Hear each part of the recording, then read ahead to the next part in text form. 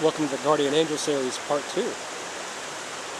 This is Reed Lukens, and I'm going to continue the stories that I started in Part 1, and hopefully, like I said in Part 1, it's just lifting your hearts and helping you see there's people out there just like me, all over the world, that are saving lives every day by being there before an accident happens. They're just walking out right at that instant when somebody's going to trip and fall, and they grab them before they hit the ground or fall off a cliff.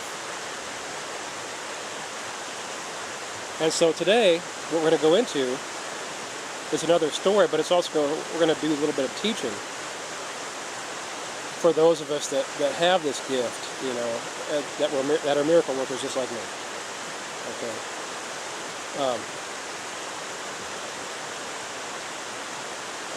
You know, I'll never forget my very first one that I did on my own. You know, I'd been having premonitions for years by then, probably, 2 or 3 years. I ended up, after I got out of high school, I ended up working in an old folks home, where people were, becoming my friends and then dying on me all the time. And it was a really good experience because they taught me so much about who I am. You know, people look at the elder and they say, like, oh yeah, they're just old folks, but the matter of fact is, they have been there. They are the smartest people. They might not seem so bright because they're 80 or 90 years old, but when you really start talking to them in depth, they can really help you understand just who and what you are. And this is what happened to me at the old folks home over there on Racetrack Street. I had many of the people there, many of the men and the women, help me understand what it was that I was doing, by just being there at that rest home, using CPR when one of them was going to pass away. You can't use CPR until somebody's legally dead. Okay, so what we're doing is raising the dead, like they talk about in the Bible. But basically, they just died, and, you just bring them back to life. It's not that big of a deal. We do it every day now. But, 2,000 years ago, when Jesus was raising Lazarus, and everybody else, that was a big deal back then because they didn't have the experience that we have today. They didn't have the paddles, that you can go ahead and put on the heart and put on the side and give that jolt of electricity to bring somebody back to life who's already legally dead. And this is where I'm going to go into right now. We'll start with that. I ended up working in a couple different rest homes there in Auburn. And this one night I get this premonition, this lady was going to die, and the next thing you know, I'm walking towards that room and I get the call that there's a heart attack up in one of the rooms. And so I get to the room, I go inside, I had my master key so I could just go ahead and go right on inside of her room. And there she was, just kind of laying there. She was okay. She wasn't dead yet. And, I sat there and I talked with her for a few minutes. And I watched her fading, But there's really nothing you can do legally to give a person CPR or to help them when the ambulance is already on the way before they pass away. You have to wait until they're legally dead. Okay? That's all you can do. If they make it till they, get there and you can put the serum in or whatever, that's a good thing. So anyway, I'm sitting there talking to her. The ambulance crew's already on the way and she passes away on me. I moved the bed out of the way, just as the ambulance drivers were walking in the door. And I don't remember his name, but this guy was a good friend of mine because, me being on the fire department and a fireman, I'd done this many times, and it was like he was so relieved to see me already there. But before he got there, his assistant, who didn't know me, some kid, and I was only 20 years old, so I was a kid too, he came walking in. And he sees her, and she's dead, and he's like, how long has it been? I go, and I said, just now. She just died just now. How long has it been? I'm like, just now. Because it's only been, as the seconds were counting, maybe 3 or 4 seconds since she had passed away. Exactly. And I was still trying to get her into a position where I could give her CPR. And so then, I can't remember his name, I think it was Dave. So Dave walks in, and he's just like, he sees the situation, the lady's already dead. Here I am, getting ready to perform CPR. If I'm not doing it already, I don't remember. I think I was already performing it by that time. And I look up at the kid and I'm like, you going to help me or not? And he's like, how long has it been? And then Dave walks in and goes, I need a time. I look up at the clock and I said, it's been 18 seconds. you know, because that's how long it was. He's like, good. And he gets out and he gets everything done. And we get her over there and I start performing CPR and doing that. And we're trying to bring her back to life. And then he ends up getting the paddles out. But, you know, we ended up having to put her on the floor because you just couldn't get the pump that you need while she was on the bed. So we put her on the floor. I threw the bed out of the way. And I'm sitting there because there's no room in this little apartment she has. So I'm sitting there with one leg up on the bed, holding myself up with one arm, and my other arm just one-handed, giving her the CPR. You know? And he's like, dude, you're just off the hook, you know? And I was just smiling and laughing because, you know, we were having a good time. We were going to save this lady. There was no way she was going to die in front of us, and we were all there together, you know? And so, you know, he ended up having to get the paddles out, and we gave her a couple jolts, and she came back. You know, and on our way out to the hospital, you know, after we got her on the gurney and loaded up, she was thanking me and giving me hugs and everything. And, you know, that was just one of those lives that we actually were able to bring back and save through CPR. You know, I've only saved a few lives through CPR myself. You know, whereas people out there have done it thousands of times. So I'm just one of the little guys, but I'm one of the guys with a camera that's able to tell the stories. Because that's what I've been told, is to go ahead and just, you know, share the gift. Help people understand that you don't have to wait till the last minute to get there to save a life. And this is what we're talking about today. That day we had no choice, because legally we had to wait until she'd already passed away. But what about when some kid's going to walk out in front of a car? You know, or like in this instance, when a lady's going to walk out and she's got a little baby, you know, a little maybe 6-month-old, in the front of the shopping cart with her. And this is back in the days before they had the backpacks and everything, you know. And a car is going to come by and hit her, and you know this is going to happen. Because it's going to happen. I mean, you know, those of us that have this gift, we know it's going to happen. And there's usually a whole group of us in a spot if it's that important that we make sure that she gets saved. So here I am, I arrive at this shopping center. And this isn't the first one. We'll go back to that one. And I see this guy over there, and he's looking around, and he's surveying the entire situation. Just like I was, because, you know, I found out that once I had the premonitions, if I got there early, I could read the entire situation, what was going to go on. And so here was this guy, he was maybe 28, 26, 28, and here I was, you know, 20, 22. You know, and I already had a number of saves under my belt by that time.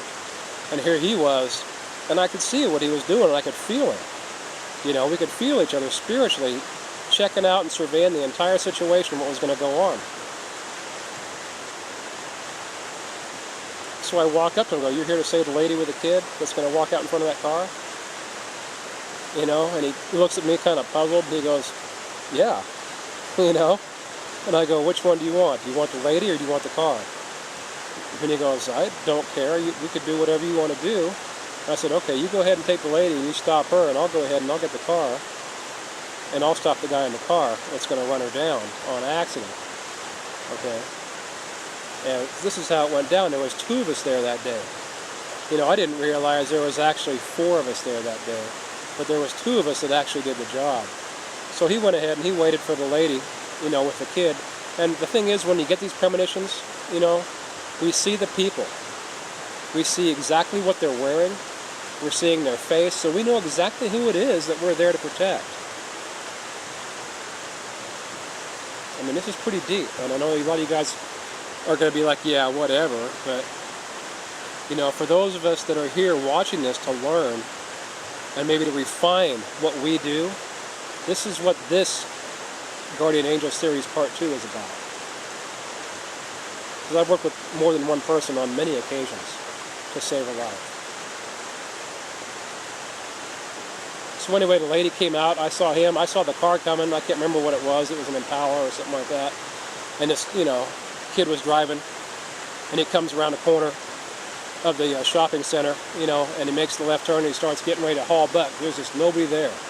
It's totally empty. So the guy, he went ahead and he asked the lady what time it was, and I just walk out into the street right in front of this guy, and he's like, get out of my way. And I was like, yeah, I put my hand up, you know. I said, stop. Then I pointed over there towards a lady, and he slammed on his brakes. Because this was just some kid. I mean, you know, I don't remember how old he was. He's in his late teens, early 20s, and he was just going to get out of that parking lot fast because it was clear. You know, but once he saw her and he slammed on her brakes, you know, and I looked eye to eye with the guy that was helping me, you know, the time passed. The moment ended when she was going to get hit. And the guy was stopped. So he went ahead, my new friend went ahead and he walked her to her car. And as the guy drove by, the kid drove by, he said, good job, man. You know, and I was like, thank you. You know, because there was no way he could have seen that lady coming out from behind the van that she was going to walk behind. She was just going to walk right out, and the kid in the cart was going to end up getting hit. You know, was he going to get killed? Well, you know what? A lot of times we get called on things that aren't going to be deaths. You know, they're going to be something, maybe a serious injury or serious trauma, as far as even mental trauma. And we take care of it before it happens, just like that day right there. And the funny thing was, when we got all done, I went back over and started talking to him. I shook his hand, and we were both like, yeah, dude, nice job. You know, and we introduced each other. And then as I was turning around and walking away, there was this like 60-year-old man who'd been standing in a doorway the entire time, watching what was going on. And he came out to me and, you know, shook my hand and said, you know, that was really a great thing that you did. You know, to both of us. You know, as we walked to our cars, and I never saw this guy again. You know, the same thing with a 60-year-old man. So we keep meeting in passings at these different saves. You know, but not truly knowing each other because we're from different walks of life. We have totally different families. We're from totally different parts of the world, maybe, even, because I've gone all over the place to save lives myself. I've gone into Mexico to save a child who was starving to death. You know, and this is it. This is what the Guardian Angel series is all about. And what you need to understand is when you're getting these premonitions, this is for you new guys, okay? And you know a car is going to come out and somebody's going to get hit or whatever the premonition is. We're just using that because this is the most common these days. Okay, and this happens all the time, and we get called on these all the time. You don't have to wait till the lady's out front of the car to stop the car, like we did that day. You know, because I was kind of following his lead, and he was following my lead. You know, I could have been up around the corner and just hailed that guy and started talking to him way back there before the accident even happened, and told him there was something going on up here. Why don't you go ahead and turn left and go out on the highway? And that would have taken care of it just like that then too. But we were kind of following each other's lead because that was the very first time I ever worked with anybody else. Actually working with somebody else. I mean, before that, my very first time, there was 3 other people around me watching me take care of what was going to happen. And they were all brought there to watch me and make sure I did it right. You know? So, yeah, and I realize it's kind of trippy stuff I'm talking about, but this is life. And this is the kind of stuff you don't hear about. This is why I'm doing this series, the Guardian Angel series, man, because this is what we are. This is what we do. We're the miracle workers of the 20th century, the 21st century, all the way back to the beginning of time. You know, there have been people like me and my father and my grandfather and Jesus and everybody, you know, all the way through. All the apostles. I mean, there's stories that go back thousands of years. Moses, Elijah, and so on and so forth. You know, am I one of those kind of people? No. They didn't have anywhere near the kind of knowledge we have today. I just happened to fall into it because my dad brought me into it and taught me how to take care of it. So the other guy, the 28-year-old, we start walking off together, and it's like, you want to go have a beer? And he's like, no, I got to get to work. I just stopped by to do this real quick before I went to work. And I was like, ah, you're just like me, you know. Because that's half the time I was doing it was either on my way to work or on my way home, you know, and I was just happened to be there just the right time every time because that's the time that I could be there. You know, many other things did happen at different times where there were other people sent there instead. But that's one thing I told the guy when I was there. I was like, oh, you know, we don't have to wait till the last minute. When you get a premonition, you know it's going to happen. Just go ahead and take care of it before it even has time to even evolve into what it was going to be.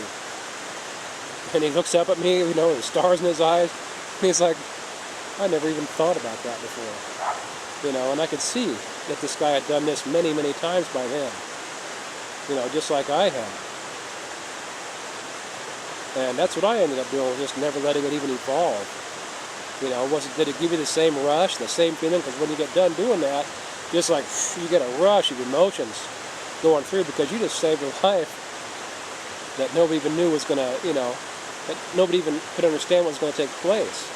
But you were there because God put you in that place to take care of that life and save it. And so when you get done, you just get this rush, this feeling. It's just a natural rush, just pure happiness, true love flowing through your veins. It's an incredible feeling. Do you get the same feeling if you go ahead and take care of it by not even letting it happen? Well, sometimes you do and sometimes you don't, but what counts is the fact that you're there and you take care of it before anybody even knows that you're there. It's just more important to do it that way and not even give it a chance to erupt into something else. That's just what I wanted to say on that.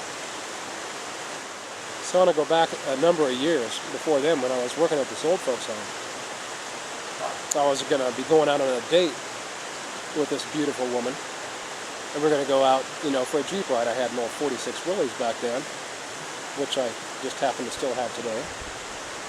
And this is, I don't know, 1978, 79.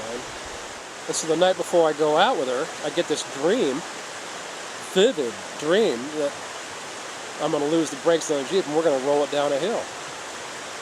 And then she's going to just freak out, you know. And so, needless to say, I went over to her house to pick up the next day, and I was like, yeah, you know, I just don't really feel like going out. And she's like, yeah, I feel kind of sick today too, so maybe we'll call it off and do some more time. I was like, okay, good. You know, so I went and got my buddies, two of my buddies, and one of them was the same as I was. And I told him about this dream, and, you know, so we're going to go out and we're going to go ahead and just have fun all day and go to the river and go swimming. We're like, what do you want to do? And he's like, well, let's go check it out and see if it really happens, man. So I'm like, yeah, okay. So we went ahead and we got in the Jeep and we went down to Mammoth Bar. We're climbing up this hill, an easy hill that I've been up hundreds of times before. And all of a sudden, I'm going up there and we just dig in and get stopped. So as soon as I put the clutch in, my foot was already on the brake holding it down. When I put the clutch in, the brake went to the floor and boom, we started flying down the hill because I just got it into neutral. So I slammed on the gas pedal, you know, as fast as I could go to try and get it in reverse and just primed it into gear. I couldn't get it to go. And so here we are flying backwards down this hill at Mammoth Bar, and there's nothing anywhere on that hillside except for one tree. And it's about 30 feet to the left of us and maybe 75 yards down the hill, something like that. So I'm like, oh man, and here we are flying down this hill backwards and reverse. I went ahead and grabbed a hold of the emergency brake and pulled it, and of course it came right out in my hands. You know, it was one of those days we actually popped one of the rubber brake lines on the left front tire. So we had no brakes. And so when we're going down backwards, I'm just trying to guide it over to this tree so I can roll it into this tree. And I said, look, when I say jump, you just jump to the guy in the back, and we'll just go ahead and let the Jeep just roll over the top of us. You know, it would roll because it had a roll cage, so it was just going to roll. We're going to drop and let it roll on down the hill if it just didn't, you know, miss the tree. But anyway, everything worked out perfect, and when I went ahead and spun the wheel and rolled and let the Jeep roll up into the air, you know, it came up and rolled up real slowly. The guy jumped out of the back and he was catapulted about 30 feet, totally out of the way, and the Jeep ended up coming over and laying up right against the side of this tree perfectly. Then me and Stu, the guy that was with me, heard us laughing going, dude, can you believe that? You know? I mean, here we'd actually talked about it and then it happened, you know. It was just incredible. And so we went ahead and got up. My other buddy, who was, you know, 20, 30 feet away, he walked back over. He was barefoot, so when he got catapulted, he landed in the grass. You know, but he got a little tiny cut on his foot, but there was nothing wrong with him. And we didn't have any cuts or breaks or bruises or anything. And these guys came running up the river like, man, that was awesome, man. How did you do that? Just rolled it right into a tree. you know, and they went ahead. So there was like 6 people that helped us roll the Jeep back up on top, on its side, get it upright again. Then I went in there and started up. They're like, man, you better not give it any gas. It'll be flooded out. But I had a really good motor in there. It was a 4-cylinder 151 Pontiac, you know, with a single barrel carburetor. So all I had to do was put the foot to the floor as far as the gas goes, turn the key, push the button a couple times, and started right up. We were able to go ahead and drive it home without any brakes. I mean, we had no brakes at all, so we took the back road. We went ahead and, because up back in those days, all the old roads were not gated, and you could go 4-wheeling anywhere. We went in, came up from Mammoth Bar, and went down the old highway, then we went to the old Stagecoach Road. I took that home so we were out of the way of any danger, and we didn't have to use our brakes for any reason before I got home and went ahead and parked it. And, you know, I went to my dad's house and parked it there because he was the closest. And he gave us a ride, you know, back to my house, and we went from there. So, but anyway, I just wanted to throw that in because that was in the beginning when I first started realizing that I had this gift, and I hadn't started really understanding what was going on. But that day, that night before that accident, I had the vivid dream of the girl that I was going to go out with being seriously injured. And that was the very first time that it ever happened to me, and I was 18 or 19 years old. And now, I'll talk about the very first one that I did, which wasn't too long after that. I was still working at the old folks' home. You know, I was still having people die in my arms, giving people CPR and whatever it took. You know, it's really strange when you have someone die in your arms, because when they pass away, you can actually feel their spirit passing through you sometimes. You know, it's a good feeling. At the same time, it's sad because one of your friends is going to be going on into the afterlife or whatever you believe in. But, you know, this is what we do, and this is just how we work, and it's all part of the same system of us group of people, us miracle workers, who are out there doing these things all the time. I just want to throw that in there for you guys, because maybe some of you haven't gotten that far yet, where you've actually had people pass through you, or go ahead and just help them pass where they're supposed to go, and, you know, do whatever it is they're supposed to do, you know, because you can actually feel their spirit pass through you at times. It's an incredible feeling. Yeah, I've had probably 4 or 5 people die in my arms that I couldn't save. It was just their time to die.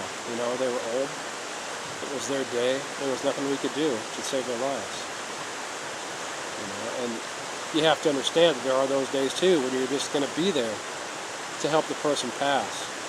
There's nothing you can do. I mean, maybe you've done everything you can. You know, maybe you've put them back together. Maybe you're holding their guts in because they've been blown apart by an IED or whatever you call it, you know, for you medics out there. I mean,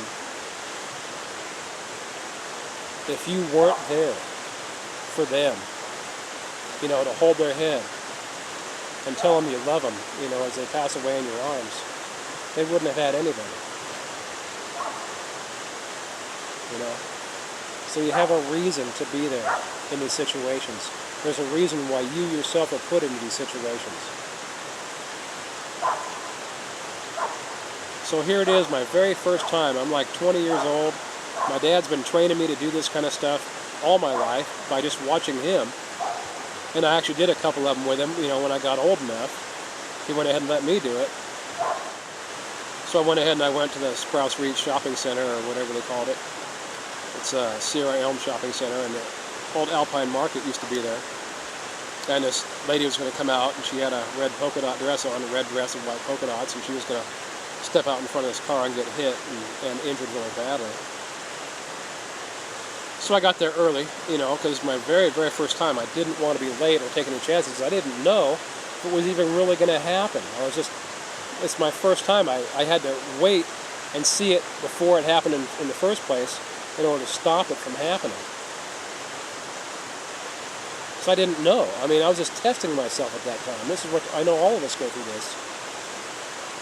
But I want to help you guys, you know, come through this really easily and advance faster. You know, instead of having to go learn through the school of hard knocks like I did. So this guy walks up to me and he goes, "Are you here for the lady in the red polka dot dress?" because he'd seen me observing the entire situation. And I look at him and I go, yeah, and we start talking, introduces ourselves. I mean, this is my first time, man. You want to help? I mean, I really don't know what to do. And he looks at me and he goes, you know what to do. You'll do just fine. This is yours. This is your day. And I didn't realize at that time that there was a whole group of people there. There was like 4 people there. And one of them was my father. He was actually there too, over behind the bank, whatever it was back in those days, just kind of looking on to see. Because I was there, and he knew I was there for that reason. And he didn't want me to see him and, take away from the situation. So I went ahead and I went over there, and it was my very first time. I saw the car coming. I saw the lady start to walk out. I went ahead and I, just kind of walked in front of the car and put my hand up to slow him down and stop him. And he did. He saw me, and he saw the lady. He went ahead and slowed down, and there was no accident because I was pretty bold. You have to be bold with these things because the people in the cars are usually just trying to take off and get out of there, thinking that there's not going to be anybody in the way. Nobody's coming out. They don't understand or realize that, by them wanting to give it the gas and get out of there, it's putting them into a situation where somebody's going to be walking out in front of them. They can't stop.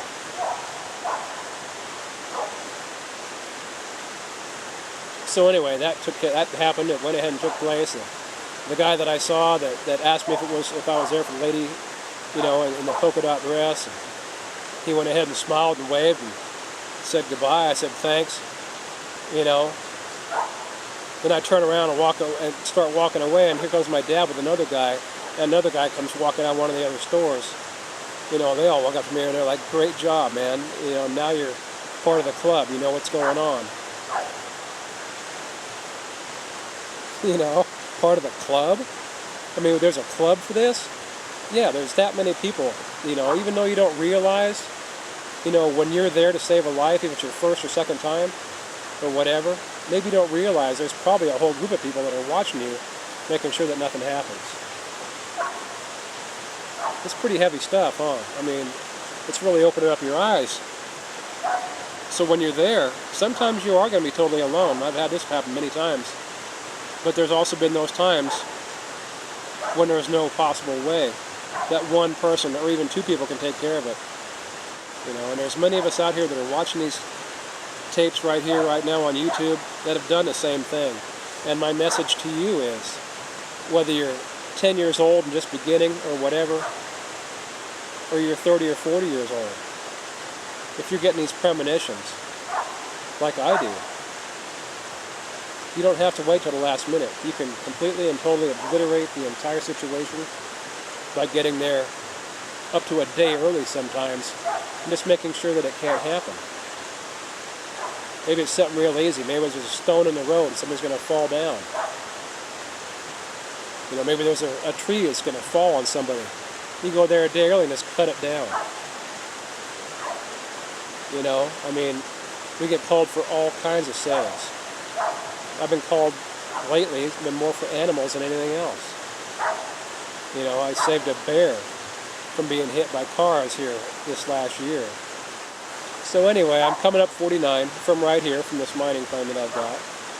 And I'm going home, and all of a sudden I get this premonition that something's about to happen. So I'm in my car. I went ahead and I'm on 49, up around almost to Nevada City. So I went ahead and I stopped right in the middle of 49. So here comes this bear. She comes up over the top of off the mountain, up onto the highway, and she runs right in front of me and starts going up this hill. But the hill's so steep that she can't get up it. So she's up there, she's got her front paws up on the top of the hill, and her back paws are just kicking, trying to get her, the rest of her weight up over the top of the hill, and there's nothing she can do. She can't get herself up there, so here comes another car coming the other direction. I went ahead and I turned my flashers on, I started honking my horn and waving out my window, and they saw me and slowed down, and then they stopped as I was pointing up and telling them to stop, because there was a bear up on the hill, 30 feet from me or whatever, because you figure the width of the lanes is what, 15 feet or whatever it is. So, it was across your lane and up on the hill. And so finally, when the bear got tired of trying to get up the hill, she went ahead and just stopped trying and went in and slid back down onto the highway and went back off and went over the other side of the mountain and back down, and that was, you know, totally safe. But that was just one of those easy saves that, you know, just saved the life of a bear, you know. That's the only time I've ever actually saved the life of a bear. I've screwed with them plenty of times, you know, just playing with them. But actually saving one, just once. So anyway, hey, this is the end of part 2. Hope you guys enjoyed. I want to stop now before I get eaten by all these mosquitoes because I have plans for the night. You guys have a good one, and God bless you all.